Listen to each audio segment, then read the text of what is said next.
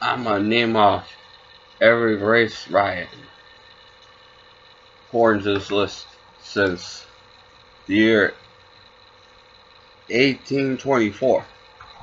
1824, in Providence, Rhode Island, there was the Hard Scramble riots.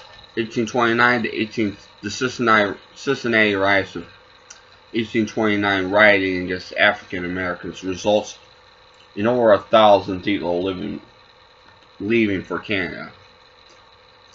I think 1,000 black people leaving for Canada.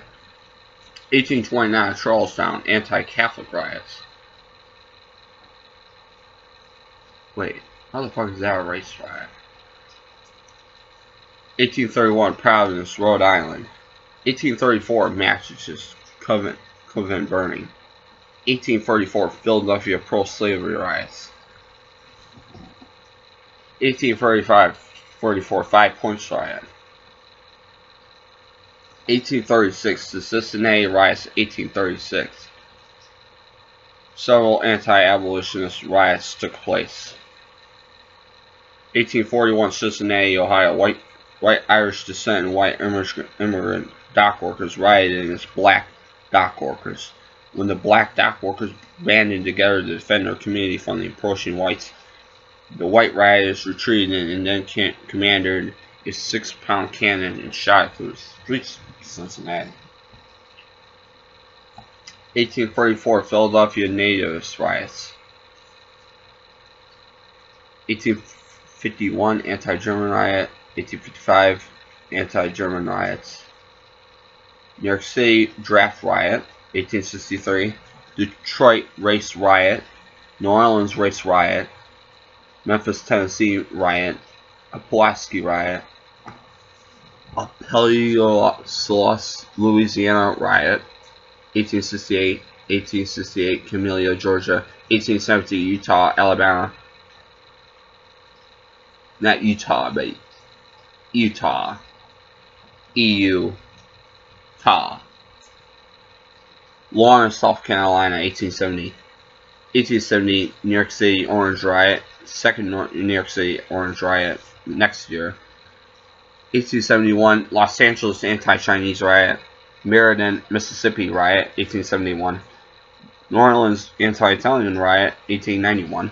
Colfax Massacre, 1873. 1891 New Orleans Anti-Italian Riot, Vicksburg, Mississippi. 1874 Riot. New Orleans, Louisiana. 1874 Riot. Holy shit, Louisiana Riot. Yes. Oh my god, there's like a whole bunch of them. But there's the East St. Louis Riot in 1917. There's the Atlanta Race Riot of 1906. And then there's the Tulsa Massacre of 1921. There's the Detroit Race Riot of 1943. Harlem Riot of 1935.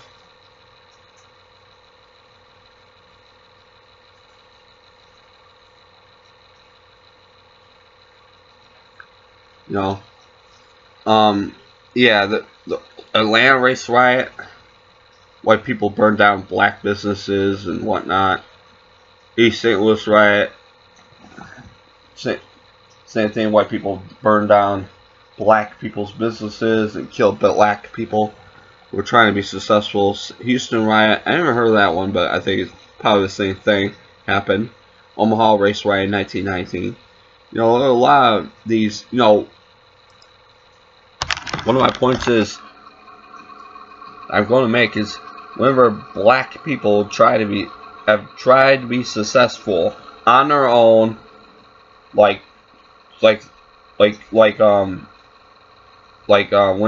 black people tried to create their own economy and whatnot, try to create their own, you know, businesses, make their communities.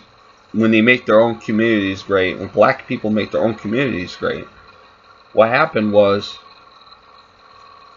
each and every time, especially in Tulsa, white people burned them down. White people do not like to see black people being financially successful or successful in any way. They want black people to live like shit. And that's why, part of why they don't want to give black people reparations in the United States, because they want black people to live like shit. They'll give off some other reason, but it's not the truth. They're, they want to live at a higher standard. They want to live off better than black people. That's what it is. That's the truth. White people do not give a fuck if they're poor, as long as they're living off better than black people. That's who these Republicans do. This is what these poor white Southerners do. They'll vote for the Republicans. And in the past, they voted for the Democratic Party. Now they vote Republican. They'll vote against their own economic interest just to fuck over black people. They don't mind getting fucked over as long as black people are being fucked over more. And that was, and the Tulsa being successful,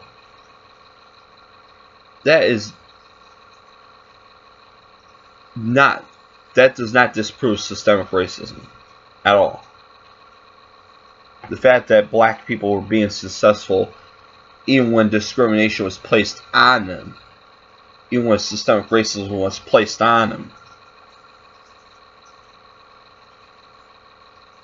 they still were outdoing white people.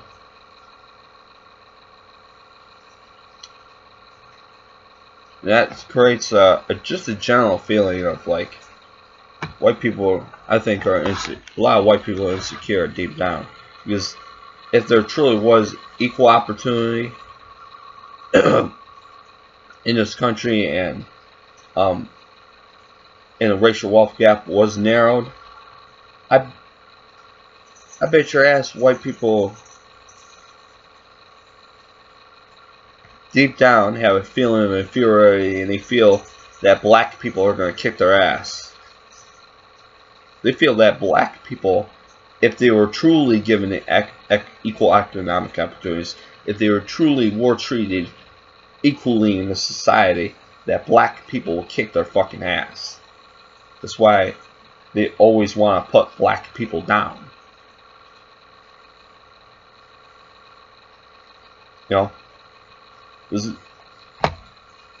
Deep down, yeah, they have this feeling that they're like God, but white people also have this feeling of inferiority.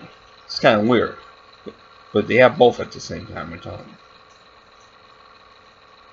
you. They feel they feel that black people are superior. I think a lot of these white folks feel deep down that they have a feeling of inferiority. They feel inferior to black people. They think black people are better than them in morally and intellectually and work ethic wise. I think there are a lot of white people like that. Who feel that way.